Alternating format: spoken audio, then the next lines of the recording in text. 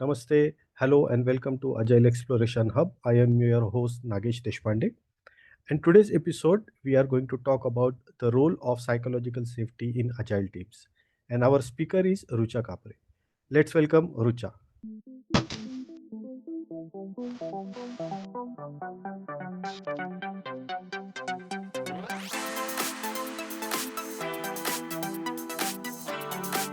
Hi, Rucha. Hi Nagesh. How are you, Rucha? I'm good, thank you. How are you? I'm good. So, to be honest, this is a confession, Rucha, for you. For me, Rucha is like a celebrity. Oh my God. I've always seen her um LinkedIn posts. I've seen her videos, and I watched your videos, conference videos way back, like when I was very much new into agile industry. And I was like, wow, what a command on this topic.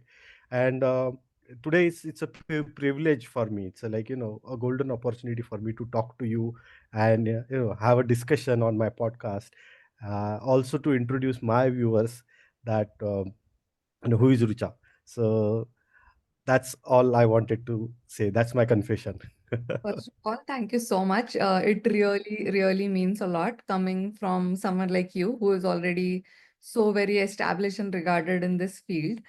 And thank you for those kind words, but also thank you for having me on the podcast. It's something that I really love to do. So, yeah, I'm looking forward to this conversation. Great. Thanks once again. So, to my viewers, if you are watching this, please watch till the end. Subscribe to my channel, like the video, because we are talking very important subject today: psychological safety in agile teams. So, you might have seen, heard psychological safety, why it is needed. That is also we are going to discuss, and there are further things that Rucha is going to bring, which are very much industry needed right now. So let's start, Rucha. Let's start with what is psychological safety and why it is needed. I think I've like to be honest, it's a confession. I've never looked at the dictionary meaning of it. But if I have to give you my understanding of it, it's a space where everyone can thrive, right? Like by just being themselves. And that for me is psychological safety. Why is it important? Again, there is a very, very broad meaning to it. But here I'm just going to talk in context of very few things. So one of the things is if you don't let the person be, then they are never going to bring their best selves. For example, you might maybe not remember the compensation you received or the rewards you received a few years ago, but what most of us remember is how someone made you feel. And if that is so important to you, which is why being respected at work, being included, being heard is very, very important. That's like an innate need for us as human beings. Now imagine you are at a place where this safety is not provided to you. And now I'm Mhm. just going to talk in terms of if the place has hired you for your thought process and to create something innovative. But if it is not a very, very safe space where people can come and talk about their ideas, then there is no point, right? Like we talk about innovation all the time, but innovation does not always happen in a lab. It happens in our day-to-day work. Now imagine we penalize people for experimenting on things as long as I think the cost is not too high, like in terms of life. I think it is completely fine for us to like make mistakes and then learn from those mistakes. But if we penalize people, then they're never going to deviate from a very, very known way. And then we are all going to lead a very mediocre life, probably, because then nothing is going to be different, nothing is going to be new, and nothing is going to be innovative. So for me, that's psychological safety from a very, very innovation and experimental mindset perspective. Of course, as I said, it's a very, very broad topic, but for today, I'll stick to this. This is great, and I want to add two things to what you said. First thing, where you mentioned you are hired for innovation, and then your idea has not even been heard. I'm the victim of it. I was hired at one organization. They showed lot of promises, and when I shared my ideas, I was like, shut off. So it really, so I stopped innovation. So two things that I wanted to add is, one thing, my experience. Second thing, like you said, people will stop doing innovation. Right. Even if they read something, even if they heard something which is nice, which can help them to you know improve or achieve their goals, they will not talk about it. They will restrict themselves. And that's where the impression management come into the picture.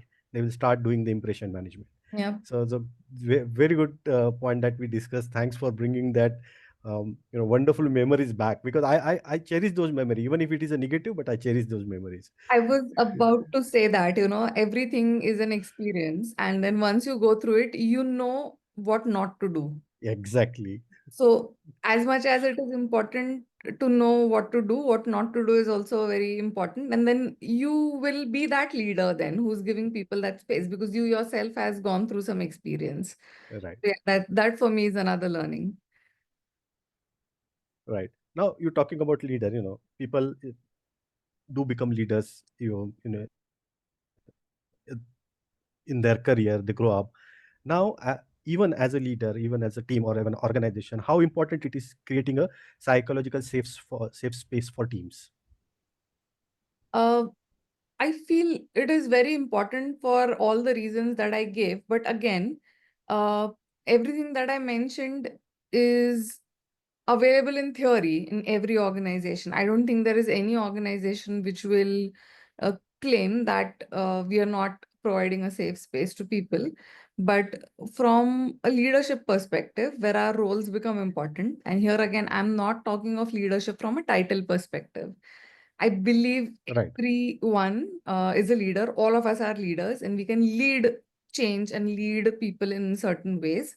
And hence, as leaders, I believe we need to walk the talk rather than just talk the talk.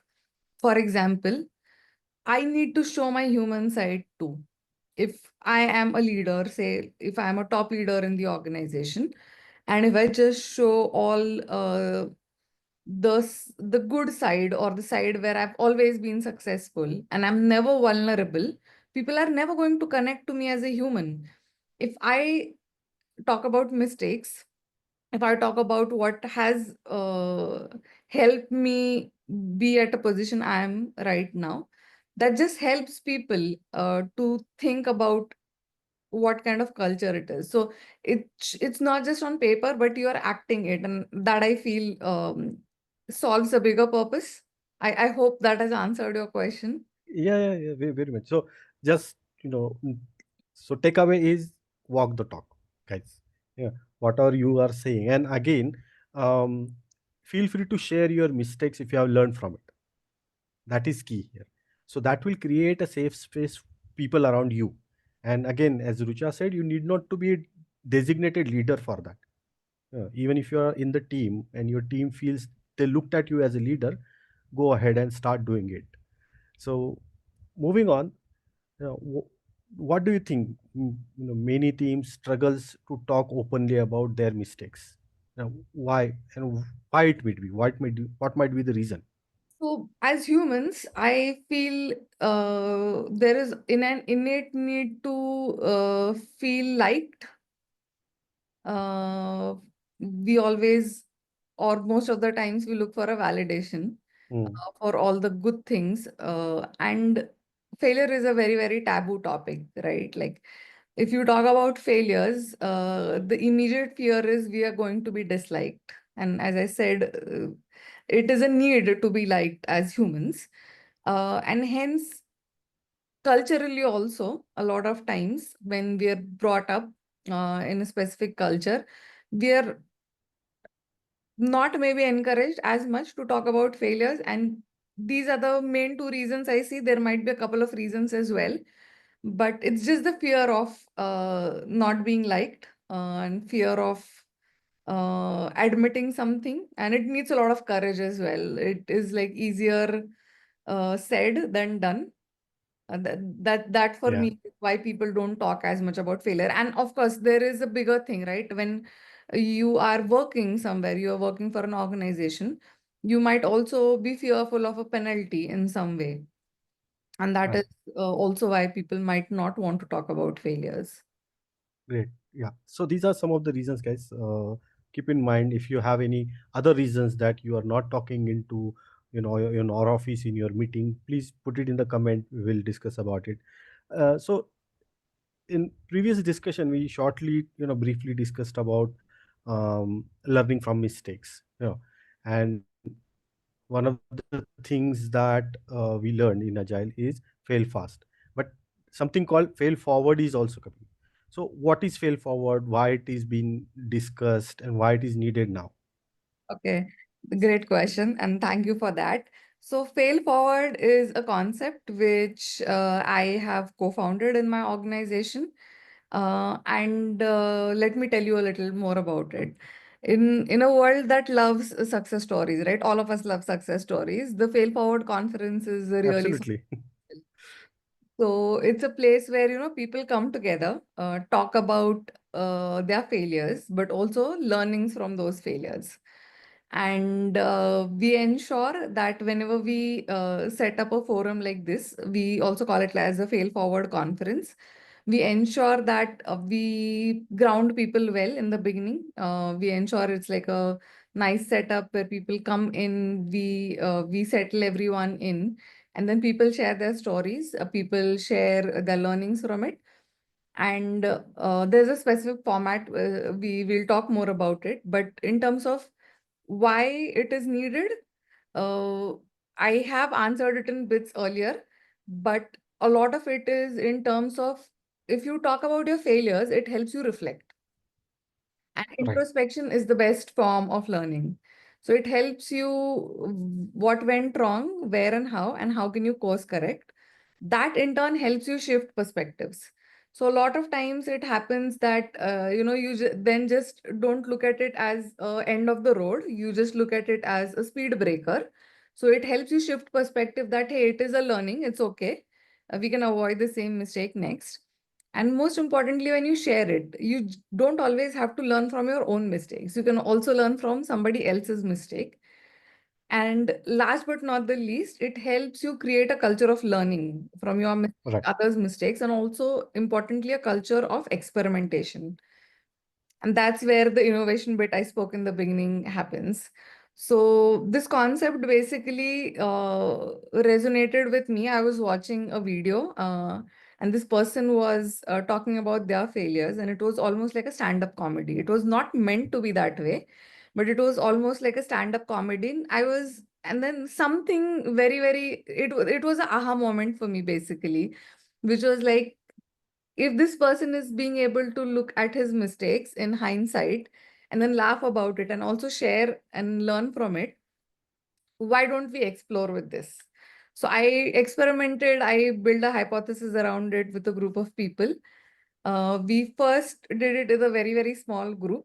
We saw how the response was. And then we changed a few things. And in the current format that it is, we run it across the organization in multiple locations as well. Great. But now I actually want to listen some stories, where you have seen failure, then you turn into success. And first of all, what changes you did to turn it into success? And after it turned into success, what changes happened? Okay. So, to answer this, maybe I'll talk a little bit about the format and then I'll talk about the stories. So, what we essentially do is we already have decided group of speakers who have like contacted us once we roll out that this event is going to happen.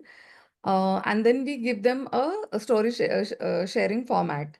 It's very, very simple, a typical story format. There's a character, there's a conflict, there's resolution. So, character, conflict, resolution has nothing to do with failures. This is like a typical storytelling format. You pick any movie, any web series, this is the format.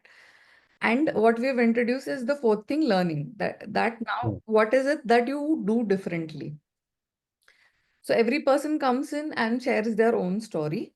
Um, when they share the story, we also ensure that after the story is over, And the format can be anything. They can use a slide, they can use multiple slides, they can just come and talk.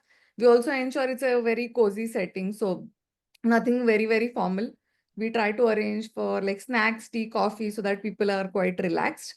The speaker can sit, stand, be behind a podium if they don't want to be very, very seen. And then once they do that, the best part that we do is we run a Slido poll after every Okay. story. So a Mm, story can be up to like 5 to 10 minutes. mm, We run a Slido poll, which is like a very, very simple question that what were your takeaways or insights or aha moment from the story?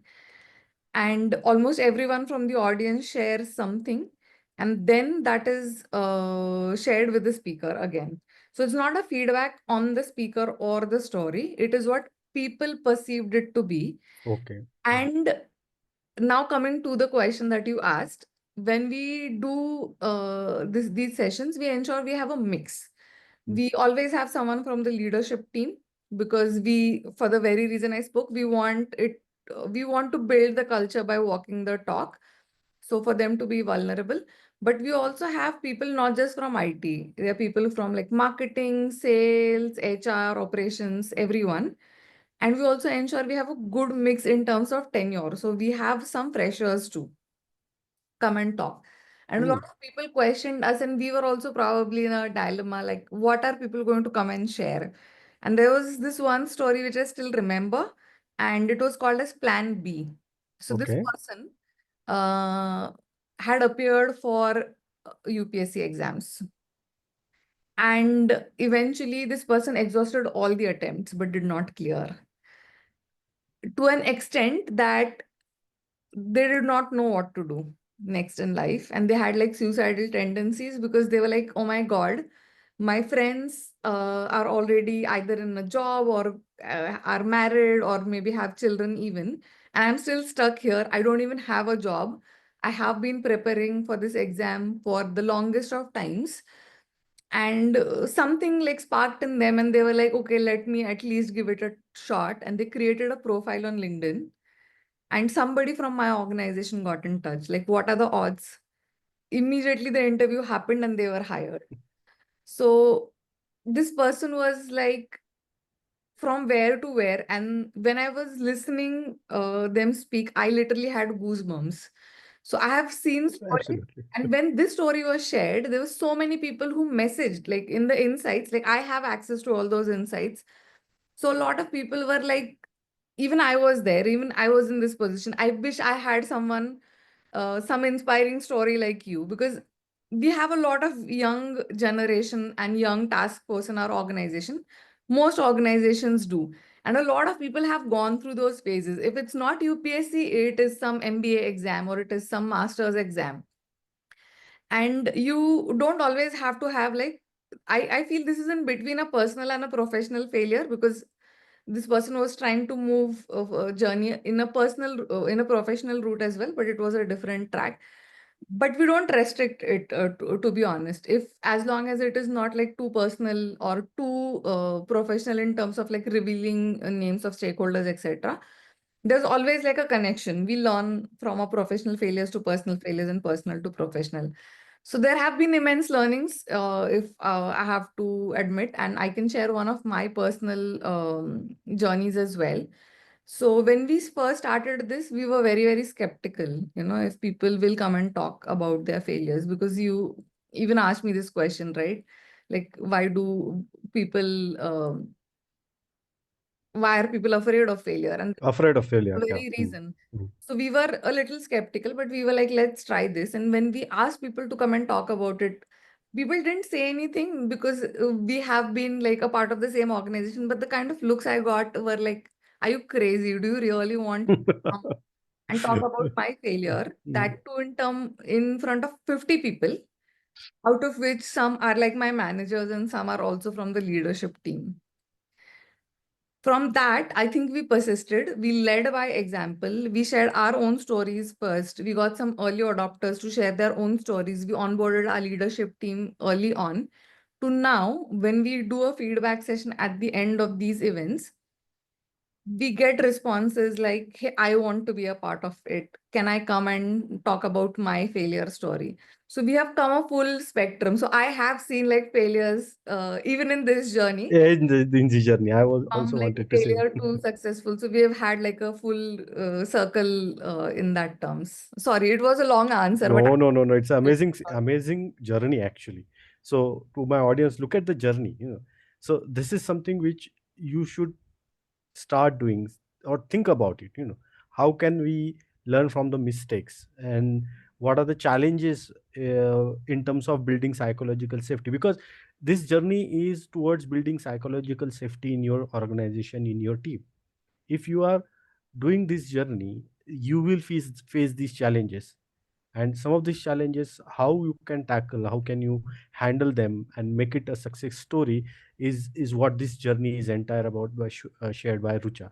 So thanks for this wonderful journey, Rucha. Let's move on to next discussion. Next point is, we already discussed bits and pieces, but uh, very small steps, basic steps someone can take to build psychological safety in their teams. We already give a lot of things, but still I want few more.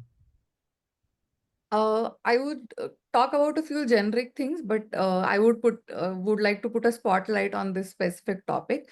So in general, I would say the least we can do to ensure that psychological safety is listen. We might not uh, implement or we might not get a chance to actually do whatever the person is suggesting for whatever reasons, but the least we can do is listen in.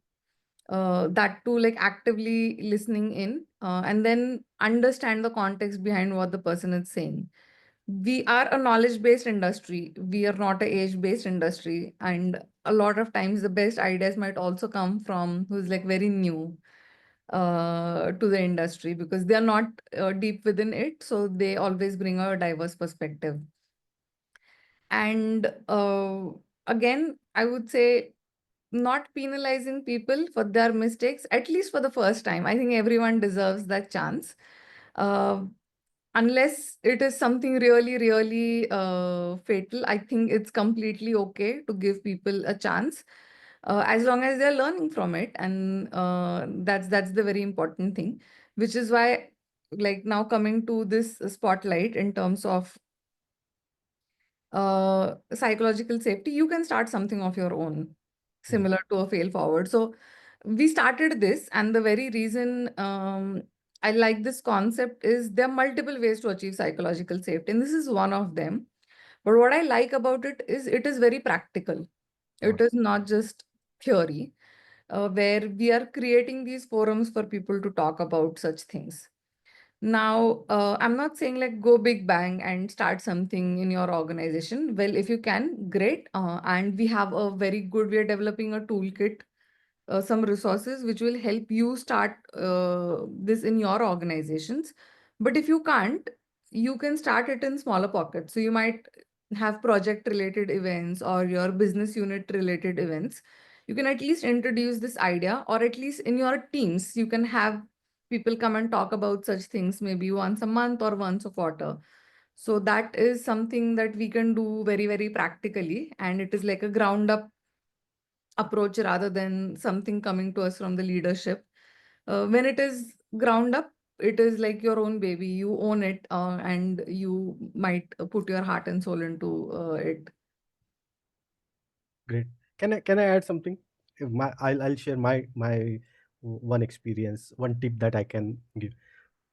So in one of my previous experience, what I used to do, I have mentioned this thing multiple times on my podcast. In my organization where I used to sit, there was on right hand side there was a huge whiteboard. Every morning I used to come and I used to write one question. So first 5 6 days, no one came and dare to write anything on that, any answers. And Yep. questions were not related to work, nothing. It was all more about their personalities, what they like, what they don't like. What did they learn today, or something. If they won 1 million lottery, what they will do, something like these kind of questions. And after some times, the board was small enough because people used to come and write there. What change happened? the change, the one small change that not just me but all other team members observe, that the people who never interacted on the floor start interacting. They start sharing their stories, they start sharing their experiences, and which help to build a team better way. And this was observed everywhere. So, small things like what Rucha also added, I'm adding one more point. You can start with this very small change. Yeah. So you may not require a whiteboard. You can start it on your Teams channel, your Snack channel. This Right. is the question for the day. You answer. Make it more funny, make it more generic. So it will also change the not just the mood of the team, but also they will start answering. So this is one way of adding. So that's all I have. Just to add to it, you mentioned something very interesting, right? Like the initial 4 to 5 days, people didn't, Didn't appear. but you Yes. persisted, and that is the most important thing. So, what I've observed is when we talk about fail forward, there's another thing we talk about. It's a concept called as the first penguin. Hmm. So, the first penguin is often the one to jump into water, Ocean. Yeah. search of food or like whatever is needed, even if it might mean there is a risk. And I'm kind of correlating this. A lot of times, what happens is you might have observed, right? Like whenever you deliver a session as well, and you ask people, like, any questions, and there is silence. Nobody ever asks any question. Yes. But when we learn to be comfortable with that silence as speakers or as hosts, there is a first penguin that appears eventually because everyone gets uncomfortable with that silence. So in your case, the silence was like, okay, you see the question on the board for the 4 days, 5 days, and then eventually some person is like, no, this is very interesting. I'm going to go and write. And the moment the first person goes, in the end, sometimes you might not get time to address all the questions because then the second question follows the third. Similar to that, there's no space on your board now.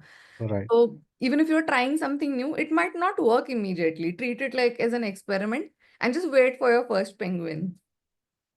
Well said. Absolutely. Coming to our last question of the day.